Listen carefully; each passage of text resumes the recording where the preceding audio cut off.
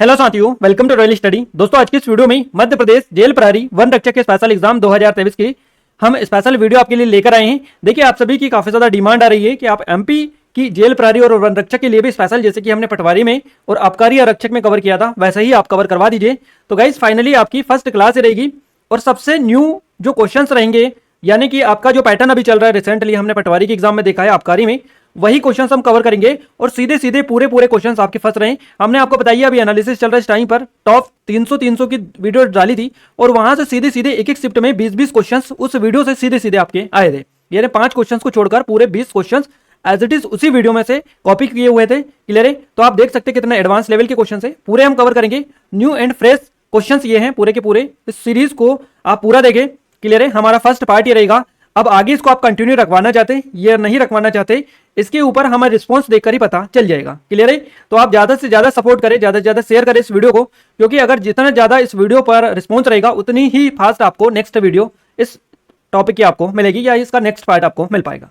Clear है? तो आपको यह तो क्लियर हो गया है कि बिल्कुल फ्रेश कंटेंट आपको मिलने वाला है, जो कि आपको कहीं भी नहीं देखने को मिलेगा। आइए स्टार्ट करते हैं। और इस वीडियो की पीडीएफ फाइल भी हम आपको देंगे, जिससे आप अच्छे से रिवीजन कर पाए इसकी जो पीडीएफ फाइल है आपको इस वाली टेस्ट सीरीज में मिल जाएगी, हमारी जेल प्रहरी फॉरेस्ट गार्ड की, और डेडिकेटेड पूरी नए पैटर्न पर टेस्ट सीरीज है। अगर आपने इनरोल नहीं किया कर लीजिएगा, पहले तो आप डेमो इसका चेकआउट करिएगा। डेमो चेक करेंगे तो ही आपको पता चलेगा कितनी एडवांस लेवल की टेस्ट सीरीज है। फिर भी कोई डाउट है आपका, कुछ क्वेरीज है, तो आप हमें डिस्क्रिप्शन में लिंक है वहां पर, या फिर डायरेक्टली नंबर पर भी आप हमें कॉन्टैक्ट कर सकते हैं। क्लियर है? 500 से अधिक ऑनलाइन टेस्ट है, सारी की चीजें इसमें है, करंट अफेयर सारी दुनिया भर की जो चीजें आती है सारी की सारी इसमें डली है। क्लियर है? नए पैटर्न का पूरा मैथ्स डला है, रीजनिंग डली है, इंग्लिश डली है ना, तो सारी चीजें डली है।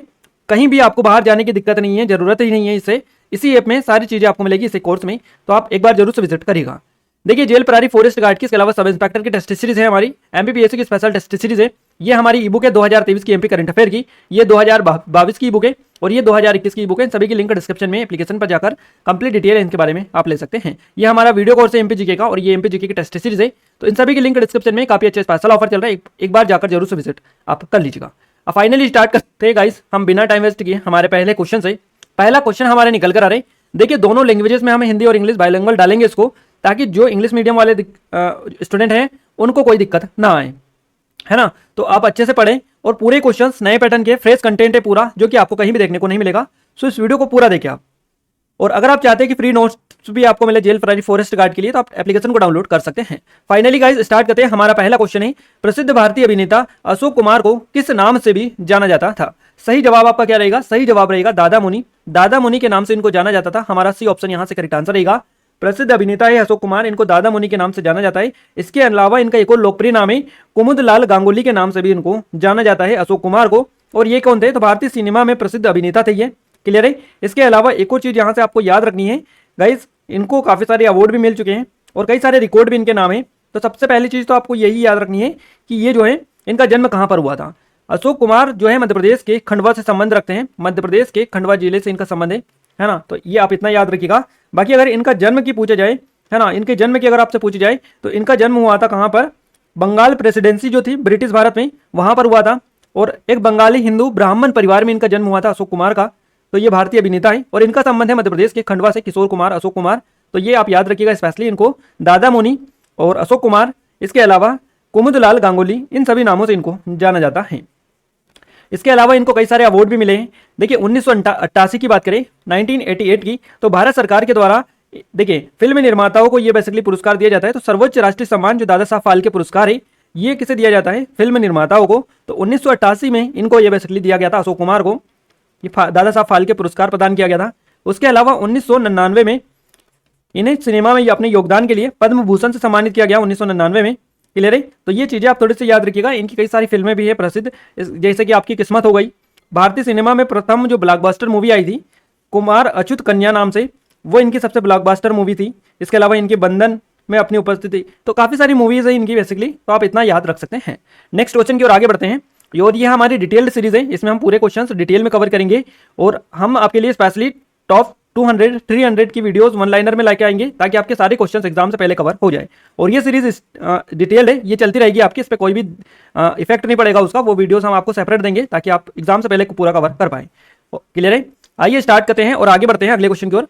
अगला क्वेश्चन हमारा निकल कर आ रहे हैं। देखिए, नेक्स्ट क्वेश्चन है हमारा, बजट 2021-22 में मध्य प्रदेश ने स्वास्थ्य पर अपने कुल खर्च का रिक्त स्थान आवंटित किया है।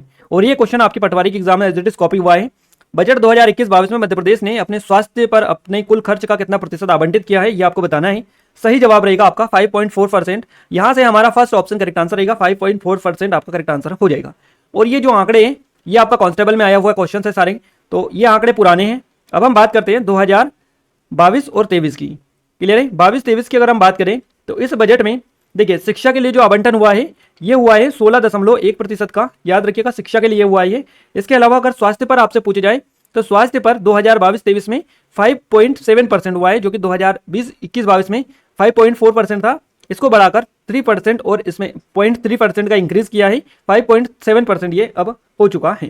क्लियर है? इसके अलावा कृषि की अगर इसमें बात करें अपन, कृषि और उससे संबंधित गतिविधियों में, तो इसके लिए 6.9% का प्रावधान किया गया है।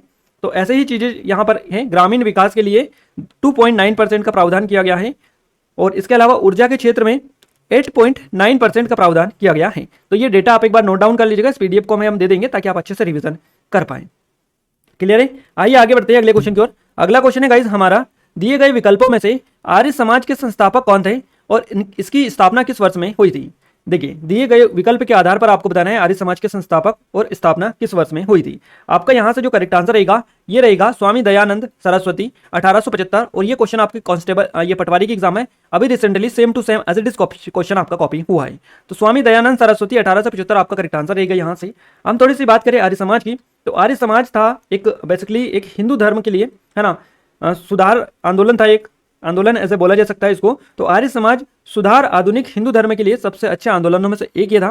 क्लियर है? और इसकी स्थापना किसने की थी? तो स्वामी दयानंद सरस्वती जी ने की थी। 1875 में इसकी स्थापना हुई थी। और इसका मुख्य उद्देश्य क्या था ये आपको बताना है। इसका मुख्य उद्देश्य था वेदों को पुनः स्थापित करना। इसका मुख्य उद्देश्य था आर्य समाज का। दयानंद सरस्वती ने बैक टू वेद का नारा भी दिया था, यानी वेदों की तरफ लौटो का नारा जो दिया था ये दयानंद सरस्वती ने दिया था, बैक टू वेद। क्लियर है? और इसका मुख्य उद्देश्य यही था वेदों को पुनः स्थापित करना।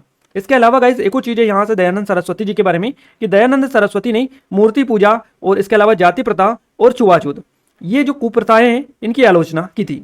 तो याद रखिएगा थोड़ी सी चीजों के बारे में, क्योंकि क्वेश्चन इसी तरह से अब आपके नए पैटर्न पर बन रहे हैं और इसीलिए हम आपके लिए डिटेल ये थोड़ी सी लेकर आए ताकि आप अच्छे से कवर कर पाएं। इसीलिए डिटेल बता रहे हैं, नहीं तो वन लाइनर का हमने आपसे बोला था कि वन लाइनर में करवा देंगे, बट ये डिटेल आपके लिए सबसे ज्यादा जरूरी होती है।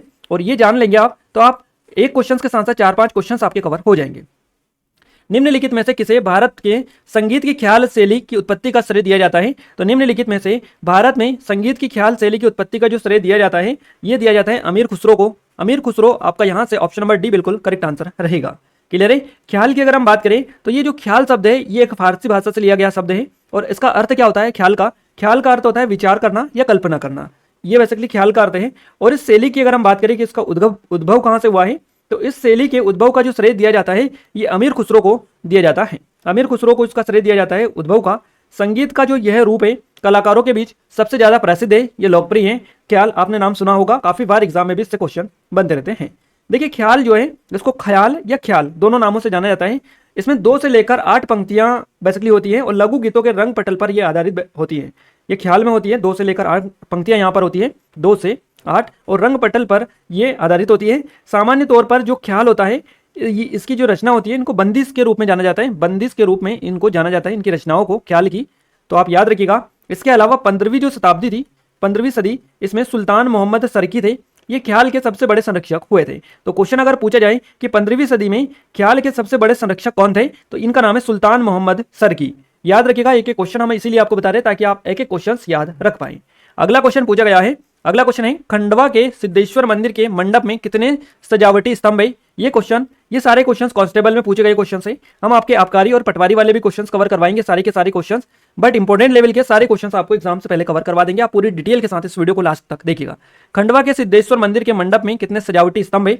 सही जवाब रहेगा 76, आपका करेक्ट आंसर यहाँ से हो जाएगा, ऑप्शन नंबर सी। क्लियर है? देखिए सिद्धेश्वर जो मंदिर है इसको सिद्धनाथ मंदिर भी बोला जाता है और ये बेसिकली क्वेश्चन में दे रखा है खंडवा में स्थित है, आपका एक जर्जर हालत में अभी वर्तमान में ये देखने को मिलता है। और ये जो मंदिर है एक चबूतरे पर बना हुआ है, हाथी की आकृति से इसको सजाया गया है और इसमें चारों तरफ जो द्वार है ये एक साथ वर्गाकार गर्भगृह इसमें देखने को मिलता है। और ये जो मंडप है ये 76 यानी 76 सजावटी स्तंभ है इसमें, जिन पर बुट्टा कोष्टक के साथ राजधानी स्थित है। तो याद रखिएगा ये बेसिकली आपका खंडवा सिद्धेश्वर मंदिर के बारे में बात की जा रही है, जिसको सिद्धनाथ मंदिर भी बोला जाता है। अगला क्वेश्चन है हमारा, मध्य प्रदेश सरकार ने घोषणा की है कि जल जीवन मिशन के तहत राज्य हर ग्रामीण घर में साल रिक्त स्थान तक नल का पानी कनेक्शन सुनिश्चित करेगा। तो किस साल तक ये करेगा, ये आपको बताना है, कब तक करेगा। क्लियर है। इसकी जो डेडलाइन है ये है 2024। आपका यहां से सी ऑप्शन करेक्ट आंसर रहेगा। देखिए, मध्य प्रदेश सरकार ने घोषणा की है कि जल जीवन मिशन के तहत राज्य हर ग्रामीण घर में साल 2024 तक नल का पानी कनेक्शन सुविधा सुनिश्चित करेगा। तो ये 2023 इसकी डेडलाइन है, आप याद रखिएगा।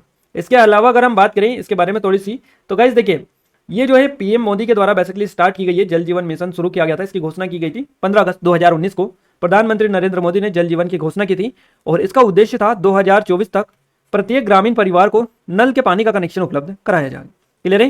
तो इसकी जो घोषणा की गई थी ये प्रधानमंत्री ने की थी, लाल किले से की थी जल जीवन मिशन की घोषणा। और तब जो है कुल 19.35 यानी 19.35 करोड़ जो ग्रामीण परिवार थे, उनमें से केवल 2.23 करोड़ के पास में ही जो है ग्रामीण परिवारों घर पर नल आपूर्ति थी, यानी जल आपूर्ति की सुविधा उपलब्ध थी, बाकी के पास में नहीं थी। तो ये जो जितने बचे हुए इनको 2024 तक इनकी डेडलाइन है कि इनको ये सुविधा उपलब्ध कराई जाएगी। क्लियर है। तो ऐसा मध्य प्रदेश ने अब कहा है कि 2024 तक मध्य प्रदेश सभी घरों में यानी राज्य के हर ग्रामीण घर में 2024 तक जो नल जल है ये कनेक्शन सुविधा उपलब्ध कराएगा।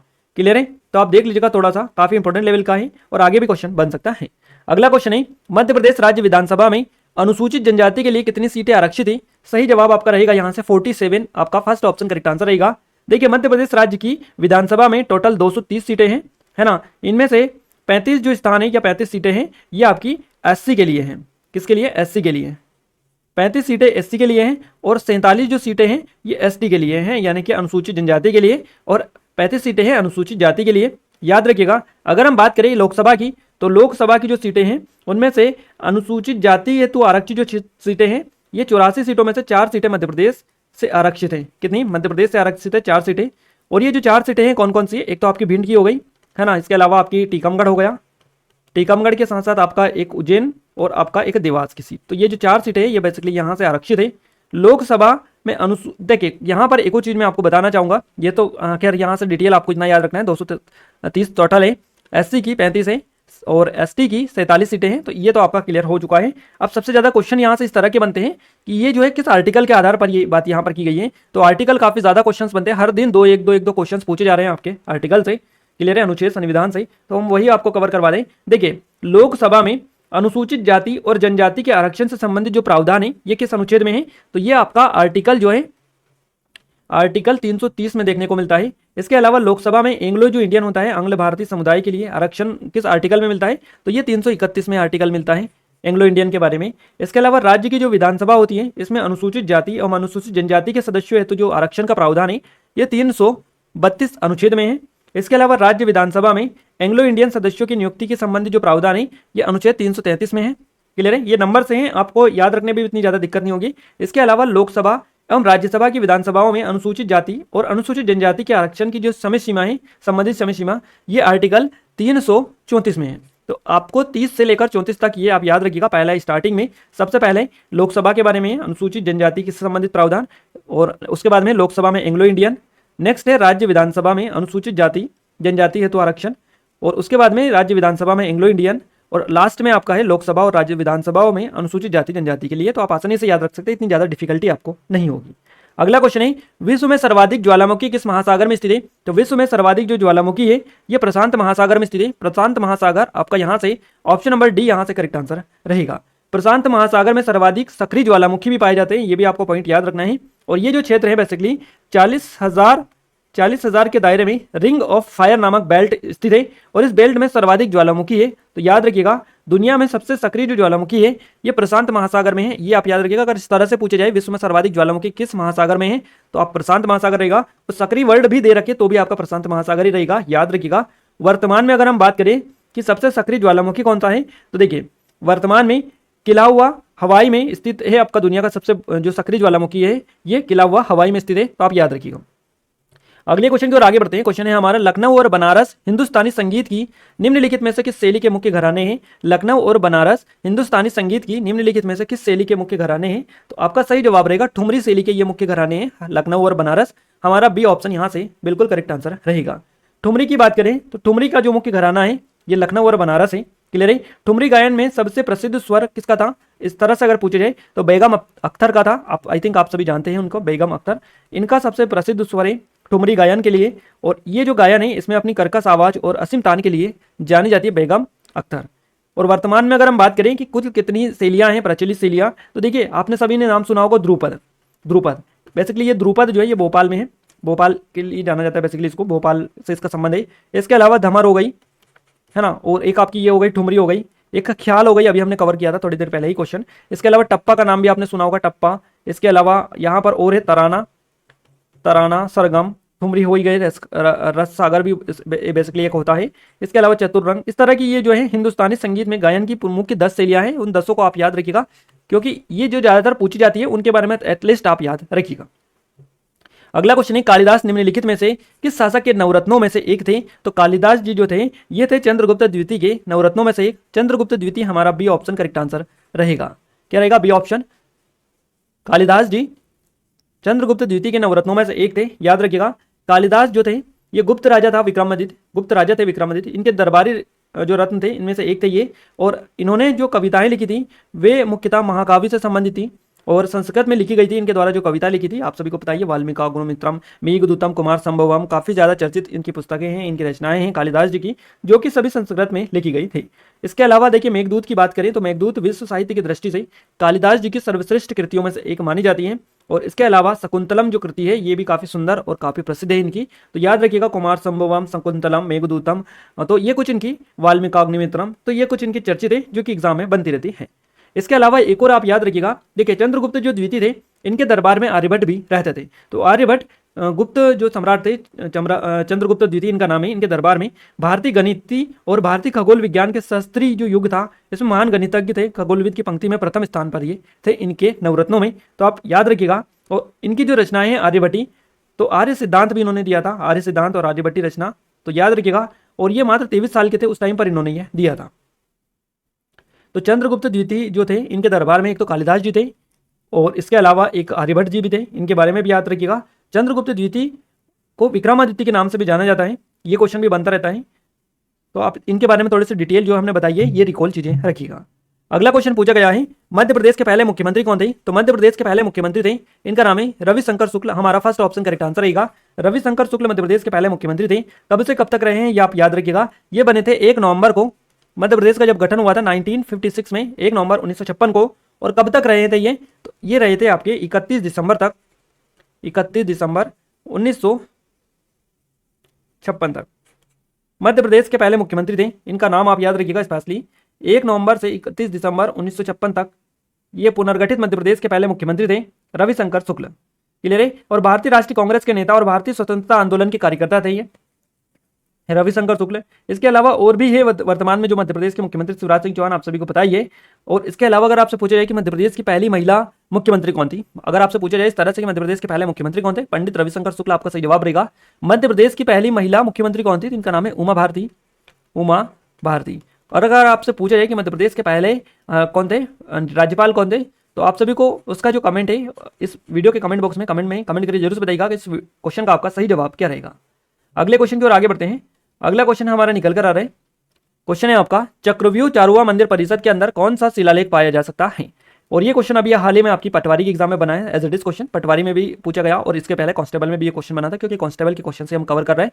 तो चक्रव्यूह चारुआ मंदिर परिसर के अंदर जो शिलालेख पाया जा सकता है ये आपका मोहाली जो लिपि है बेसिकली इसका शिलालेख पाया जाता है। तो हमारा सी ऑप्शन से जवाब रहेगा। और आपको हो सकता है मोड़ी मिले उसमें, मोड़ी लिपि का, तो ये भी आपका करेक्ट आंसर रहेगा। ये दोनों मोड़ी और मोहाली दोनों एक ही है, तो आप देख लीजिएगा। इससे रिलेटेड अगर आपसे आगे से क्वेश्चन बने तो आपको मोहाली मिले तो ये आपको क्लिक करना है, मोड़ी मिले तो ये क्लिक करना है, दोनों एक ही है। जहां तक हमें डिटेल पता है इसके बारे में, हमने थोड़ी सी रिसर्च की, हमें यहाँ पर कुछ जानकारी इसके बारे में मिल पाई है, ज़्यादा डिटेल नहीं मिल पाई क्योंकि इसके बारे में ज़्यादा डिटेल कहीं भी उल्लेखित नहीं है।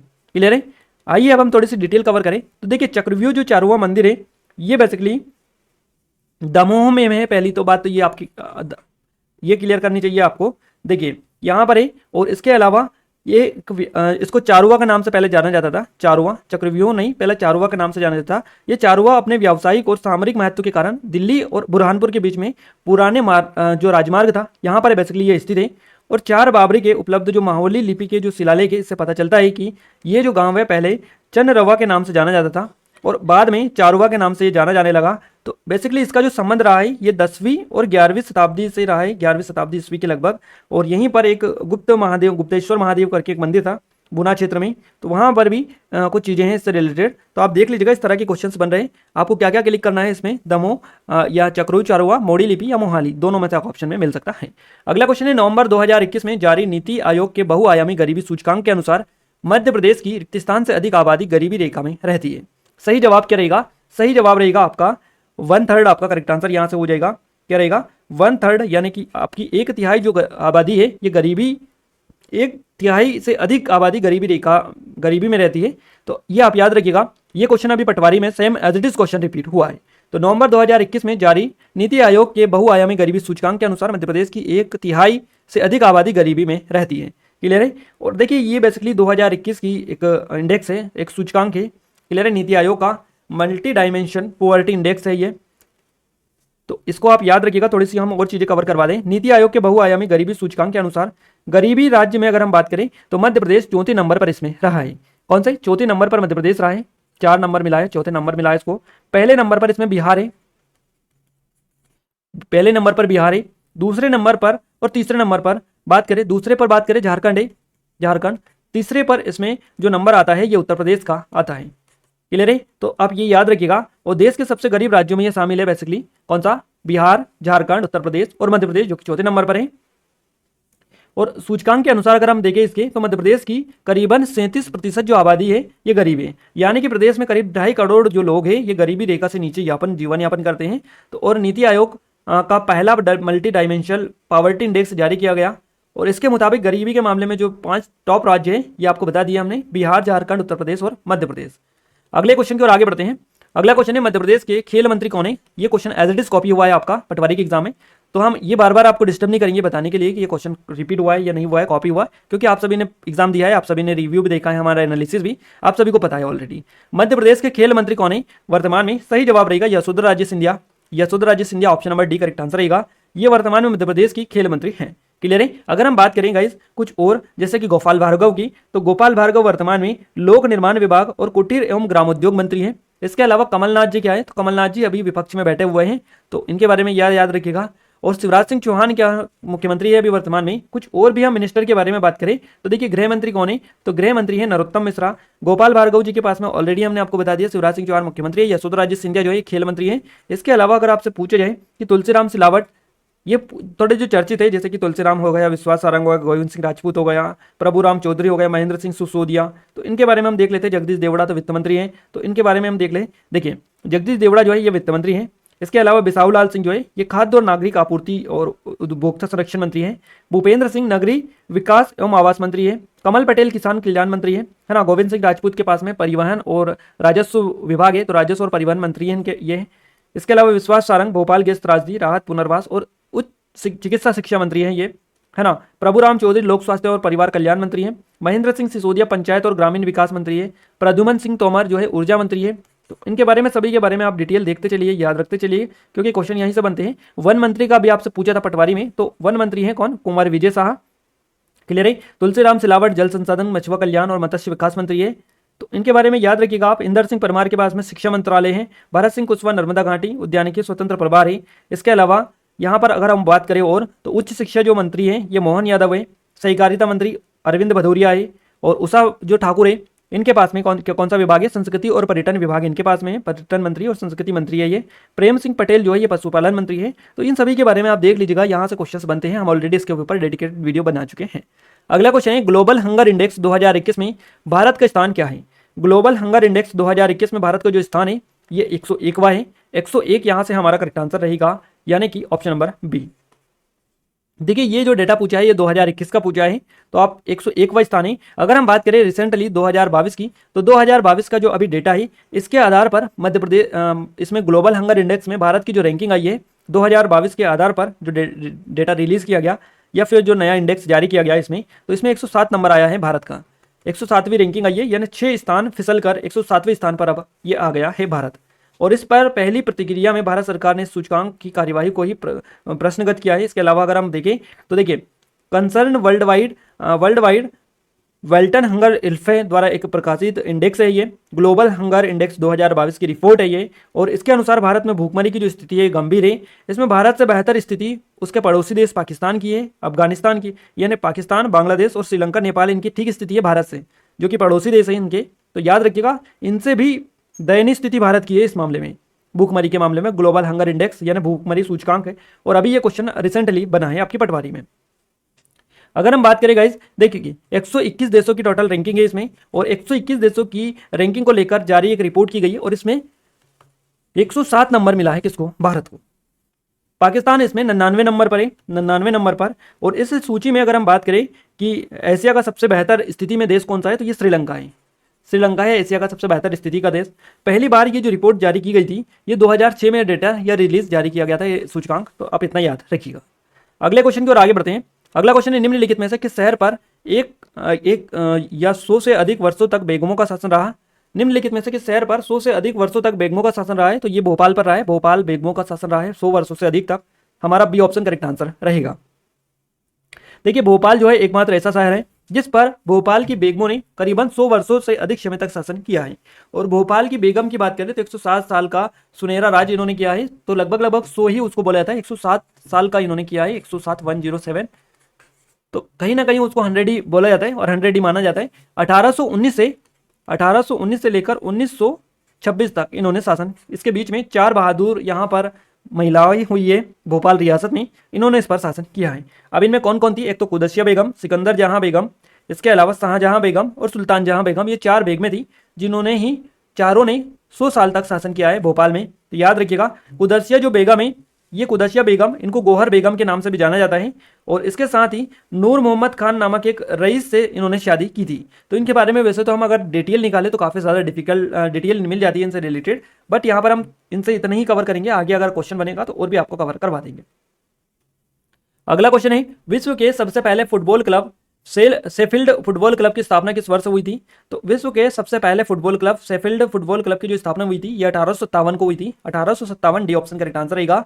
दुनिया का पहला फुटबॉल क्लब है और इसकी स्थापना 1857 में कहां पर हुई थी, ये पूछ जाए तो इंग्लैंड में हुई थी, इंग्लैंड में, है ना। तो याद रखिएगा इंग्लैंड में हुई थी। और इसको शेफील्ड फुटबॉल क्लब बोला जाता है। 2 सदस्यों नथानियल क्रेसिन और विलियम फर्स्ट ने शेफील्ड फुटबॉल जो क्लब था इसका गठन किया था। और इस क्लब की जो उद्घाटन बैठक थी ये कब हुई थी? तो ये 1857 को 24 अक्टूबर को हुई थी। 24 अक्टूबर 1857 को, याद रखिएगा। तो इसके बारे में यही डिटेल है, इतना आप याद रख लीजिए कहाँ पर है, कब हुई थी स्थापना और किस लिए ये जानी जाती है। अगला क्वेश्चन है, इस्लामिक कैलेंडर को रिक्तस्थान कहा जाता है और इसे रिक्तस्थान में बनाया गया था। तो देखिए इस्लामिक जो कैलेंडर है इसको हिजरी के नाम से जाना जाता है और 622 ईस्वी में इसको बनाया गया था। देखिए हिजरी कैलेंडर अंग्रेजी में मुस्लिम कैलेंडर और इसको इस्लामिक कैलेंडर के नाम से जाना जाता है। तो तीनों नाम है अंग्रेजी में, मुस्लिम कैलेंडर, इस्लामिक और हिजरी कैलेंडर। और एक चंद्र कैलेंडर है ये बेसिकली, और इसमें 354 या 355 दिनों में से एक वर्ष में 12 चंद्र महीने होते हैं। और ये जो कैलेंडर है हिजरी युग की गणना करता है, जिसका युग 622 ईस्वी में इस्लामी नव वर्ष के रूप में स्थापित किया गया था। और उस वर्ष के दौरान मोहम्मद और उनके कुछ अनुयायी ये मक्का से मदीना चले गए और पहले मुस्लिम समुदाय यानी उम्मा की इन्होंने स्थापना की, जिसे हिजरी के रूप में मनाया जाता है। अगले क्वेश्चन की ओर आगे बढ़ते हैं। क्वेश्चन है हमारा, सेबी के संबंध में गलत कथन का चयन करिए। तो सेबी के संबंध में हमें गलत कथन का चयन करना है। हम पहले ऑप्शंस क्लिक करते हैं। देखिए यहाँ पर आप अगर हम देखें तो देखिए इसका पूर्ण रूप भारतीय प्रतिभूति और विनिमय बोर्ड है। इसकी स्थापना 12 अप्रैल 1980 को हुई थी, है ना। इसके अलावा इसे सेबी मुख्य अधिनियम 1992 के तहत माध्यम से 30 जनवरी 1992 को वैधानिक रूप से स्थापित किया गया, अधिकार दिए गए इसको वैधानिक अधिकार। और नेक्स्ट है आपका, इसका मुख्यालय मुंबई में है। ये 4 पॉइंट है, इनको देखकर आपको समझना है सेबी के बारे में गलत बताना है आपको कि इसमें से कौन सा इसके बारे में गलत बताता है। क्लियर है? देखिए यहाँ पर इसका जो मुख्यालय है मुंबई में, ये तो बिल्कुल सही है। इसके अलावा अगर हम बात करें कि इसको अधिकार कब दिए गए थे, तो 1992 सेबी अधिनियम 1992 के तहत, है ना, 30 जनवरी 1992 को वैधानिक अधिकार इसको दिए गए थे। वैधानिक शक्तियाँ या वैधानिक अधिकार इसको दिए गए थे। ये भी आपका सही है, गलत बताना है हमको। और इसके अलावा नेक्स्ट बात करें, इसकी स्थापना 12 अप्रैल 1980 को हुई थी। तो इसकी स्थापना हुई थी 12 अप्रैल 1988 को, 1988 को हुई थी, ना कि 1980 को। तो ये गलत हो गया। नेक्स्ट है आपका फर्स्ट वाला, इसका पूर्ण रूप भारतीय प्रतिभूति और विनिमय बोर्ड है। तो इसमें भी थोड़ा सा कंफ्यूजन है। इसमें ये और जो वर्ड है ये आपका नहीं आता है, सेबी में आता है security exchange board of India. या फिर भारतीय प्रतिभूति विनिमय बोर्ड आता है, और इसका कोई रोल नहीं है इसमें और का, तो ये हो सकता है कि बाई मिस्टेक लगाओ। अब ये हमने भी टाइपिंग में कोई मिस्टेक नहीं की है, ये एग्जाम में ही सेम आपका ऐसा ही पूछा गया था, हमने थोड़ी सी इसके बारे में देखा था, इसीलिए तो हम इतना आपको क्लियरली बता पा रहे हैं। क्लियर है, नहीं तो हम इसको हटा देते, बट यहाँ पर और भी दे रखा था उसमें, तो आप देख सकते हैं। बाकी इसका जो सही जवाब आपका जाएगा, गलत हमसे पूछा है, गलत हमको बताना है, तो हमारा ऑप्शन नंबर बी जाएगा इसका गलत। क्या जाएगा गलत, क्योंकि ये 1980 बता रहा है और इसकी स्थापना हुई थी 1988 को। क्लियर है। अब हम बात करें इसकी थोड़ी सी डिटेल की, सेबी की, तो सेबी का पूरा नाम होता है security exchange board of India, यानी हिंदी में बात करें तो भारतीय प्रतिभूति विनिमय board, security exchange board of India इसका फुल फॉर्म है ना। माधवीपुरी बुच कौन है, ये आप हमें कमेंट में एक बार कमेंट करके जरूर से बता दीजिएगा। सेबी की स्थापना की बात करें तो सेबी की स्थापना हुई 12 अप्रैल को 1988 को। क्लियर है। और इसे 30 जनवरी 1992 को सेबी अधिनियम 1992 के माध्यम से वैधानिक अधिकार या वैधानिक शक्तियां दी गई थी। सेबी का मूल काम क्या होता है, तो सेबी का मूल कार्य प्रतिभूतियों में निवेशकों के हित की रक्षा करना और प्रतिभूति बाजार को बढ़ावा देना और विनियमित करना, ये इसका मूल कार्य है। सेबी का संचालन इसके सदस्यों के बोर्ड द्वारा किया जाता है, और सेबी में बोर्ड एक अध्यक्ष और कई पूर्णकालीन और अंशकालीन सदस्य होते हैं। इसके बारे में ऑलरेडी क्वेश्चन बन चुका था आपका। अध्यक्ष को केंद्र सरकार द्वारा नामित किया जाता है, सेबी का जो चेयरमैन या अध्यक्ष होता है। और इसका मुख्यालय कहाँ पर है सेबी का, तो मुंबई में है इसका मुख्यालय। सेबी के कुछ क्षेत्रीय कार्यालय भी हैं, जैसे कि आपका एक अहमदाबाद में है, एक कोलकाता, चेन्नई और दिल्ली, ये 4 क्षेत्रीय कार्यालय है सेबी के। आप देख लीजिएगा, पूरी चीजें A to Z आपको क्लियर कर दी है, जो भी इनके बारे में डिटेल थी। अगला क्वेश्चन है, एशियाई खेलों में स्वर्ण पदक जीतने वाली पहली भारतीय महिला कमलजीत संधू किस खेल से संबंध रखती है, तो इनका जो संबंध है ये एथलीट है। एथलीट हमारा फर्स्ट ऑप्शन करेक्ट आंसर रहेगा। एशियाई खेलों में स्वर्ण पदक जीतने वाली पहली भारतीय महिला कमलजीत संधू एथलीट खेल से संबंध रखती है। देखिए, कमलजीत संधू एक महिला भारतीय एथलीट है, और 1970 है ना, 1970 में बैंकॉक एशियाई जो बेसिकली खेल थे, एशियाई खेल, बैंकॉक एशियाई खेल, इसमें इन्होंने 400 मीटर दौड़ में स्वर्ण पदक जीता था। और ये जो दूरी थी इन्होंने मात्र 57.3 सेकंड में पूरी की थी, 57.3 सेकंड में पूरी की थी ये दूरी, और वहां किसी भी एशियाई खेल में स्वर्ण पदक जीतने वाली पहली भारतीय एथलीट बनी थी। इसके अलावा गाइज इनका संबंध किस राज्य से है, तो भारत के पंजाब से इनका संबंध है। नाम से ही क्लियर है, कमलजीत संधू, तो पंजाब की रहने वाली है।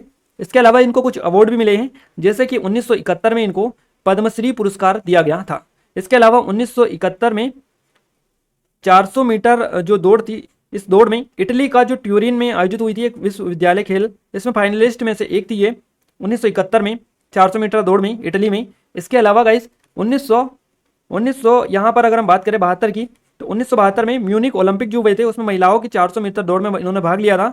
इसके अलावा बास्केटबॉल और अंतर विश्वविद्यालय हॉकी खिलाड़ी भी ये रही थी। 1982 में इनका नाम एक रिकॉर्ड है। देखिए, 1982 में एशियाई खेलों में भारतीय महिला स्प्रिंट टीम के कोच के रूप में ये चुनी गई थी। इसके अलावा और काफ़ी डिटेल है इनके बारे में, बट यहीं पर हम इतनी ही डिटेल कवर करेंगे, आप ज़्यादा करेंगे तो आप कंफ्यूज हो जाएंगे। इन सभी को एक एक बार और आप रिकॉल कर लीजिएगा, अच्छे से रिवीजन कर लीजिएगा सारों को, ताकि आप अच्छे से कवर कर पाएँ। क्लियर है। तो ये जो क्वेश्चन है पूरे के पूरे आपके क्वेश्चन फ्रेश क्वेश्चन है, नए क्वेश्चन है, इनको आप अच्छे से कवर करें, इसलिए हम डिटेल आपको बता रहे हैं। और हम मिलते हैं नेक्स्ट हमारे पार्ट में इस वीडियो के।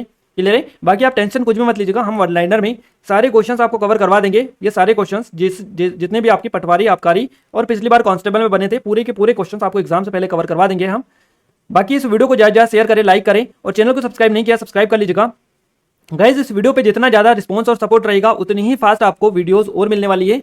आपको हिंदी, इंग्लिश, है ना, इसके अलावा जीके साइंस, ये 4 सब्जेक्ट आपके हो गए, हिंदी, इंग्लिश, जीके साइंस, है ना। तो ये 4 सब्जेक्ट, अब यहाँ पर इनकी जो वीडियोज़ है, आप अगर चाहते हैं तो आप जल्दी से हमें कमेंट में एक प्यारा सा कमेंट करके बता सकते हैं कि आपको वीडियोस चाहिए इनके लिए या नहीं चाहिए, क्योंकि नया कंटेंट सारा हमारे पास में अवेलेबल है। अगर आप चाहते हैं तो अच्छे से आपको प्रिपरेशन हम करवा सकते हैं एडवांस लेवल की। आप कमेंट में एक बार मैसेज ड्रॉप कर दीजिएगा। क्लियर है। ये कुछ ऑनलाइन कोर्सेस है, टेस्ट सीरीज ज्वाइन नहीं किया जेल प्रहरी फॉरेस्ट गार्ड के, तो कर लीजिएगा। बेस्ट ऑफर है, बेस्ट टाइम है आपके लिए, क्योंकि अच्छे से प्रैक्टिस कर सकते हैं। आप सभी को बताइए, जिन लोगों ने पटवारी की एग्जाम में प्रैक्टिस अच्छे से की है वो अच्छे से पेपर दे पाए हैं, उनको बिल्कुल भी टाइम कम नहीं पड़ा है।